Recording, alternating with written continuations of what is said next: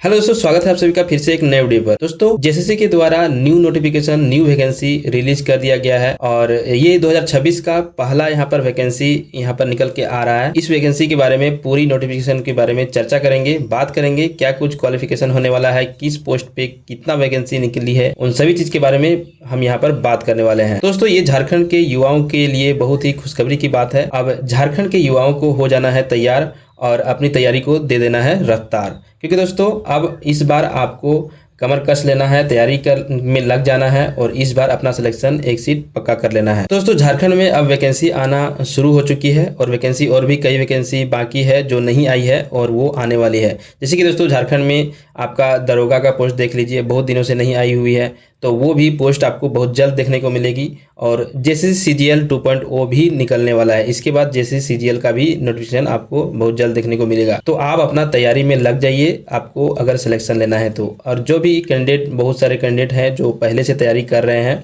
और उनको यही कहना चाहेंगे कि अगर आप तैयारी छोड़ चुके हैं तो आप फिर से तैयारी में लग जाइए और अपना सिलेक्शन इस बार पक्का कर लीजिए। और न्यू स्टूडेंट जो भी हैं वो अभी से तैयारी में लग जाए ताकि एग्जाम का डेट आते आते आपका तैयारी पूरा हो जाए और आप अपना सिलेक्शन ले पाए। चलिए दोस्तों, जानते हैं पूरी नोटिफिकेशन के बारे में कि क्या कुछ पोस्ट यहाँ पर निकल करके आई है। तो यहाँ पर देख लीजिए, ये एडवर्टाइजमेंट है। कब से फॉर्म यहाँ पर आपका ऑनलाइन शुरू होना है, 1/6/2026 से 30/6/2026 के मध्यरात्रि तक ये फॉर्म जो है फिलअप होने वाला है। तो चलिए दोस्तों, जानते हैं पूरी नोटिफिकेशन के बारे में। यहाँ पर देखिए, नोटिफिकेशन हमने डाउनलोड कर लिया है, यहाँ पर ओपन कर लिया है और देखते हैं। ये देखिए, झारखंड कर्मचारी चयन के आयोग के द्वारा यहाँ पर विज्ञापन संख्या 1/2026 का ये पहला विज्ञापन है।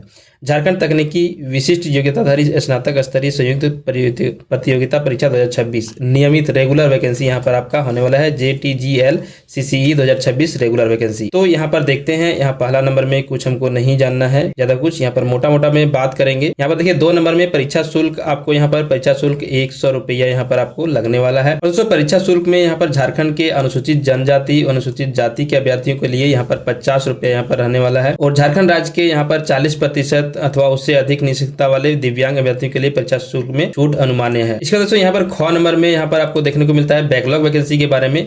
जैसे कि यहाँ पर आरक्षित वर्ग के बैकलॉग रिक्ति के विरुद्ध संख्या 2/2026 प्रकाशित किया गया है, जिसमें कुल रिक्ति 4 ही है। बैकलॉग में आपका 4 रिक्ति यहाँ पर निकल करके आई है, जिसके लिए यहाँ पर दोनों के लिए अर्हता प्राप्त अभ्यर्थी एक साथ ही आवेदन कर सकेंगे, एक साथ ही आप आवेदन कर सकेंगे और दोनों ही वैकेंसी आप ऑनलाइन भर पाएंगे। दोनों विज्ञापन के लिए आवेदन करने की स्थिति में एक ही परीक्षा शुल्क देय होगा। मतलब दोनों आवेदन अगर आप एक साथ करते हैं तो एक ही बार में आपको आवेदन शुल्क आपको पे करना है। एक ही एडवर्टाइजमेंट के लिए आप फॉर्म भर रहे हैं तो आपको एक ही आवेदन का आपको शुल्क जमा करना होगा, वो है 100। अगर आप दोनों के लिए भर रहे हैं तो आपको 200 यहाँ पर पे करना पड़ेगा। दोस्तों, जानते हैं इसके बाद 3 नंबर में रिक्ति का विवरण के बारे में। किस कैटेगरी में कौन कौन सी रिक्ति है यहाँ पर आपको देखने को मिलता है। तो देखिए, यहाँ पर पद नाम सबसे पहले यहाँ पर दिया है सहायक कीट विज्ञानवेत्ता वेक्टर। इसके लिए यहाँ पर देखिए 2 पोस्ट यहाँ पर है। अनारक्षित में जनरल में है एक और एक है अनुसूचित जनजाति में ST में। तो यहाँ पर कुल 2 पोस्ट यहाँ पर आपको देखने को मिलता है। यहाँ पर देखिए 2 पोस्ट यहाँ पर आपको देखने को मिलता है। इसके बाद दोस्तों, यहाँ पर सहायक वेक्टर जनित रोग नियंत्रण पदाधिकारी के लिए यहाँ पर अनारक्षित में 2 पोस्ट यहाँ पर आपको देखने को मिलता है जनरल कैटेगरी में। इसके बाद अनुसूचित जनजाति में मतलब कि ST में आपको 1 पोस्ट देखने को मिलता है। इसके बाद अत्यंत पिछड़ा में BC1 में आपको 1 पोस्ट देखने को मिलता है। इसके बाद BC2 में आपका यहाँ पर है ही नहीं, तो यहाँ पर टोटल यहाँ पर आपका 4 पोस्ट आपको देखने को मिलता है। इसके बाद यहाँ पर है निरीक्षक वेक्टर जनित रोग। इसके लिए अनारक्षित में 20 पोस्ट है। अनुसूचित जनजाति SC में आपका ST में 13 पोस्ट, SC में 3 पोस्ट, यहाँ पर EBC के लिए 1 पोस्ट यहाँ पर दिया गया है BC1 के लिए और BC2 के लिए यहाँ भी पोस्ट नहीं है। तो यहाँ पर टोटल आपका 42 पोस्ट आपको यहाँ पर देखने को मिलता है। इसके बाद दोस्तों, प्रखंड संख्यांकी पर्यवेक्षक कनीय संख्यांकी सहायक अन्वेषक समूह ख का यहाँ पर जनरल कैटेगरी में आपका 101 यहाँ पर देखने को मिलता है। इसके बाद अनुसूचित जनजाति ST में आपका 60 पद यहाँ पर देखने को मिलता है। 1 पद देखिए आदिम जनजाति के लिए सम्मिलित है इसमें। इसके बाद दोस्तों, यहाँ पर अनुसूचित जाति SC के लिए यहाँ पर आपका 21 पोस्ट, BC1 के लिए 15, BC2 के लिए 9 और यहाँ पर आर्थिक रूप से कमजोर वर्ग के व्यक्ति के लिए यहाँ पर आपका 22 पोस्ट यहाँ पर देखने को मिलता है EWS का। तो यहाँ पर टोटल यहाँ पर आपका 228 पोस्ट यहाँ पर देखने को मिलता है दोस्तों, यहाँ प्रखंड सांख्यिकी पर्यवेक्षक में। जानेंगे इसके क्वालिफिकेशन के बारे में भी आगे। तो यहाँ पर इसके बाद है गव्य तकनीकी पदाधिकारी, इसमें आपका टोटल पोस्ट यहाँ पर 72 देखने को मिलता है, कैटेगरी वाइज आप देख सकते हैं। इसके बाद है आपका मत्स्य प्रसार पर्यवेक्षक समूह ख में, यहाँ पर आपको 78 पोस्ट देखने को मिलता है। इसके बाद यहाँ पर है अंकेक्षक समूह ग में, यहाँ पर अभी आपका बम्पर वैकेंसी देखने को मिलता है 145 यहाँ पर पोस्ट आपको देखने को मिल रहा है। तो यहाँ पर कैटेगरी वाइज आप देख सकते हैं, ST के लिए 38 है, जनरल के लिए 59 है, अनुसूचित 1 के लिए यहाँ पर BC1 के लिए 11, BC2 के लिए 9 और आर्थिक रूप से कमजोर विद्यार्थी के लिए 14 यहाँ पर है। इसके बाद है यहाँ दोस्तों कनीय वैज्ञानिक सहायक राज्य औषधि जांच प्रयोगशाला के लिए, तो लैब असिस्टेंट के लिए यहाँ पर है आपका अनारक्षित, जनरल में ये 3 है। इस तरह से कैटेगरी वाइज दिया हुआ है। यहाँ पर टोटल 6 पोस्ट है। इसके बाद प्रयोगशाला सहायक, लैब असिस्टेंट अनारक्षित के लिए 8, अनुसूचित जनजाति के लिए 4, तो इस तरह से दिया हुआ है। टोटल पोस्ट यहाँ पर आपका दिया हुआ है आपका 34। यहाँ पर 2 पोस्ट है प्रयोगशाला सहायक और प्रयोगशाला सहायक रसायन विज्ञान में और भौतिक विज्ञान में, तो दोनों मिला करके यहाँ पर 34 पोस्ट आपको कैटेगरी वाइज देखने को मिलता है। चलिए देखते हैं आगे क्या कुछ यहाँ पर डिटेल्स दिया हुआ है। दोस्तों यहाँ पर 4 नंबर देखते हैं, परीक्षा के लिए आवेदन देने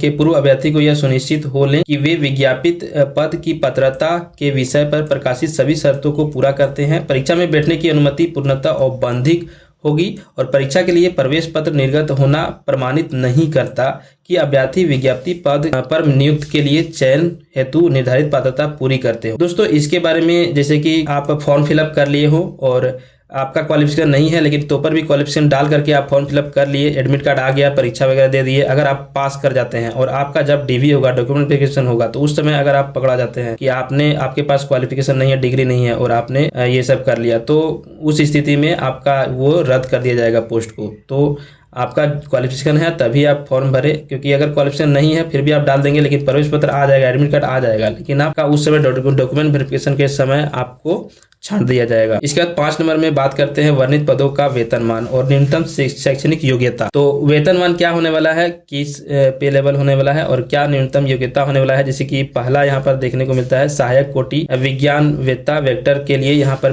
पे लेवल आपका 7 होने वाला है और काफी अच्छी यहाँ पर पे लेवल है 44,900 और से 1,42,000 तक यहाँ पर आपका पे लेवल होने वाला है।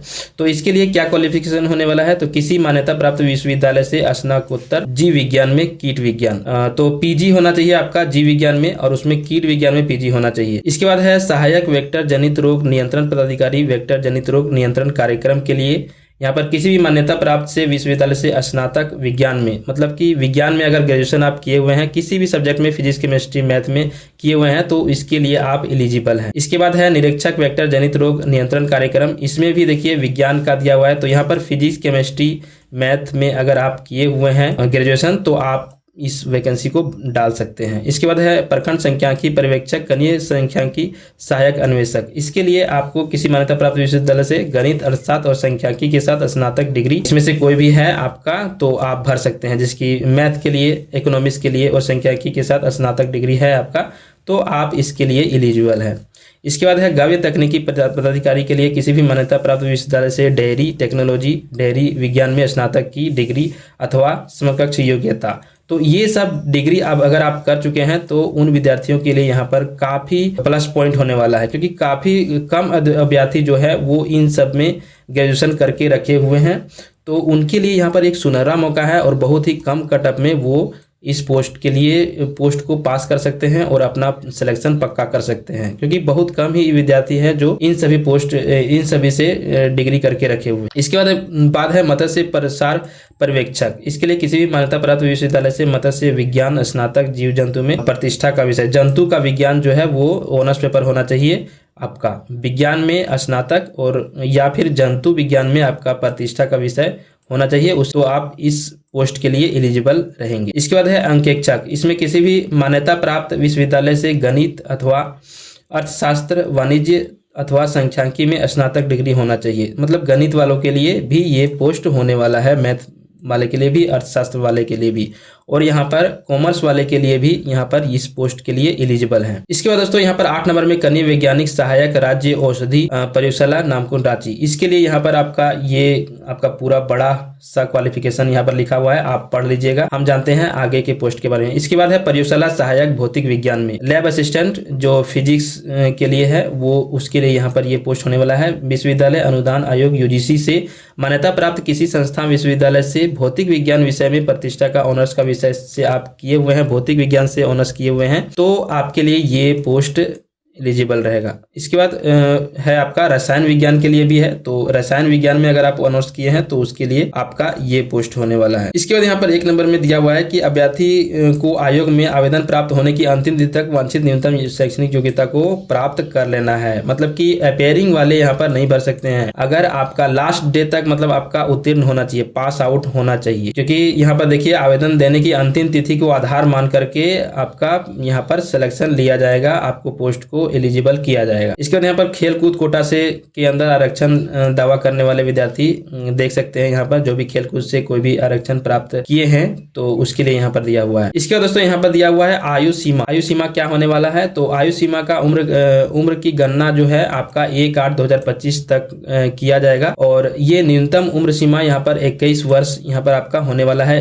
इस एडवर्टाइजमेंट के लिए जो भी आप भरना चाहते हैं उसके लिए न्यूनतम उम्र 21 वर्ष होना चाहिए, और 1/8/2025 तक आपका 21 वर्ष हो जाना चाहिए। जो भी डेट ऑफ बर्थ है वो आप देख लेंगे 21 वर्ष आपका होता है या नहीं। इसके बाद अधिकतम उम्र यहाँ पर संकल्प संख्या इतना के द्वारा यहाँ पर ये तय किया गया है कि जनरल के लिए 35 वर्ष होना चाहिए, और जैसे कि अत्यंत पिछड़ा वर्ग अनुसूचित BC1 BC2 के लिए पुरुष के लिए यहाँ पर 37 वर्ष होना चाहिए, और महिला के लिए 38 वर्ष होना चाहिए, और अनुसूचित जनजाति अनुसूचित जाति के लिए 40 वर्ष यहाँ पर आपका अधिकतम उम्र सीमा होगा। मतलब इससे अगर आगे आपका 41 वर्ष हो गया है तो आप आवेदन नहीं कर सकते हैं। इसके बाद यहाँ पर सभी कोटि के निःशक्त अभ्यर्थी मतलब दिव्यांग अभ्यर्थी या EWS दिव्यांग अभ्यर्थी के लिए यहाँ पर उम्र का छूट यहाँ पर दिया गया है। 10 वर्ष का अतिरिक्त छूट यहाँ पर आपको मिलने वाला है, बशर्ते कि वो दिव्यांग का प्रतिशत जो है वो 40% होना चाहिए, तभी आपको ये छूट प्राप्त होगा। देखिए आवेदन समर्पित करने के अंतिम तिथि के पश्चात निर्गत निःशक्तता प्रमाण पत्र, मतलब अगर आप दिव्यांग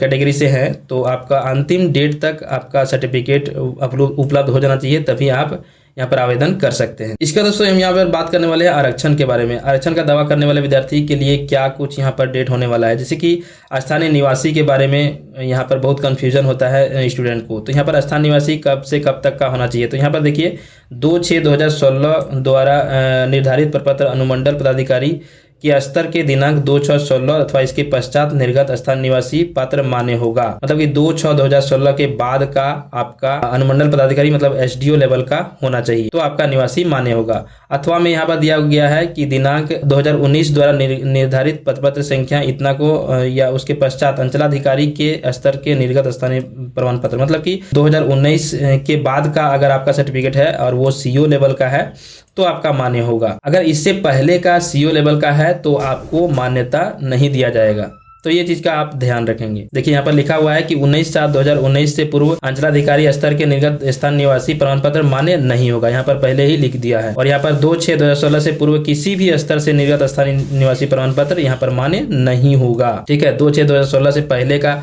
अगर आपका सर्टिफिकेट है तो वो कभी भी मान्य नहीं होगा। तो आपको मैं ये रिकमेंड करूंगा तो आप अभी से स्थानीय निवासी जाति के लिए अप्लाई कर दें, ताकि आपका 8 दिन में बन जाता है निवासी जाति निवासी। इसके बाद यहाँ पर जाति प्रमाण पत्र का भी उसी टाइप से दिया हुआ है। देखिए दोस्तों यहाँ पर आपका अनुमंडल झारखंड राज्य के अनुसूचित जाति जनजाति के संदर्भ में अनुमंडल के उपायुक्त अनुमंडल पदाधिकारी स्तर से निर्गत जाति प्रमाण पत्र जिनका मानक प्रविष्टि इतना में निर्धारित करता हो, तो दिनांक 25/2/2019 द्वारा निर्धारित प्रपत्र में दिनांक 25/2/2019 को अथवा उसके पश्चात अंचलाधिकारी के स्तर से निर्गत जाति प्रमाण पत्र आपका मान्यता रहेगा। मतलब CO लेवल का आपका 19 के बाद का है तो आपका वहां पर मान्य होगा। दोस्तों यहाँ जाति प्रमाण पत्र आपका 25/2/2019 से पूर्व का है, पहले का है CO लेवल का, तो आपका यहाँ पर जाति प्रमाण पत्र मान्य नहीं होगा। दोस्तों जो भी जाति प्रमाण पत्र आप बनाएंगे वो अंतिम तिथि तक इस एडवर्टाइजमेंट के लास्ट डेट तक बन जाना जरूरी है, क्योंकि अगर उसके बाद का रहेगा जाएगा तो वो मान्य नहीं होगा। इसका दोस्तों यहाँ पर दिया हुआ है कि अत्यंत पिछड़ा अनुसूचित 1 अनुसूचित 2 के लिए जो आप जाति निवासी देंगे, जाति देंगे, वो आपका ओबीसी कैटेगरी का मान्य नहीं होगा। मतलब नॉन क्रीमिलियर जो आप बनाते हैं ओबीसी के लिए, ओबीसी बनाते हैं, तो वो मान्य यहाँ पर नहीं होने वाला है। दोस्तों जो भी जाति निवासी आप बनाते हैं वो 10वीं के मार्कशीट में जो भी स्पेलिंग होता है उसके स्पेलिंग के हिसाब से आपका जाति निवासी में होना चाहिए, का नाम वगैरह, पिताजी का नाम वगैरह ये सब होना चाहिए। तो ये सब चीज़ का आप ध्यान देंगे जब जाति निवासी आप बनाएंगे। तो इसका दोस्तों अब हम बात करते हैं ऑनलाइन आवेदन प्रक्रिया के बारे में। तो यहाँ पर ऑनलाइन आवेदन जब भी करेंगे तो यहाँ पर देखिए आवेदन भरने से पूर्व आप एडवर्टाइजमेंट को देख ले अच्छी तरीके से यहाँ पर दिया गया है। इसके बाद आवेदन भरने के पूर्व अपने फोटो और हस्ताक्षर का पूरा स्कैन कॉपी करके रखें। तो क्या साइज वगैरह होने वाला है आगे हम देखेंगे।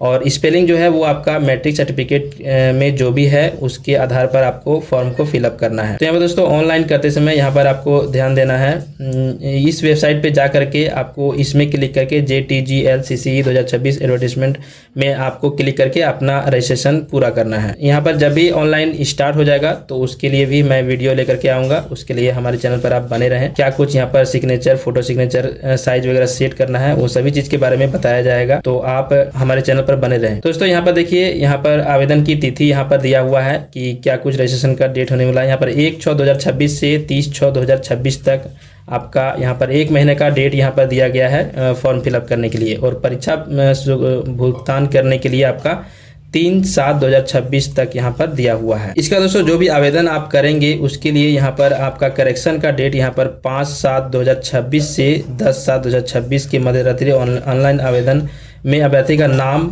जन्मतिथि, ईमेल आईडी, मोबाइल नंबर को छोड़ करके सभी चीज में आप संशोधित कर पाएंगे, करेक्शन कर पाएंगे। इसका यहाँ पर परीक्षा का स्वरूप क्या होने वाला है, तो यहाँ पर OMR या CBT दोनों में से कोई भी चीज में ले सकते हैं वो एग्जाम, यहाँ पर पहले ही बता दिया गया है। इसका दोस्तों अगर अभ्यर्थी के प्राप्तांक का नॉर्मलाइजेशन भी किया जाएगा। अगर परीक्षा विभिन्न समूह में होता है, अगर अलग अलग दिन होता है, अलग अलग लेवल में होता है, तो उसका नॉर्मलाइजेशन किया जाएगा और उसके आधार पर आपको कट ऑफ लिस्ट रिलीज किया जाएगा। और नॉर्मलाइजेशन का क्या फॉर्मूला होने वाला है वो इसमें वेबसाइट में आपको उपलब्ध करा दी जाएगी।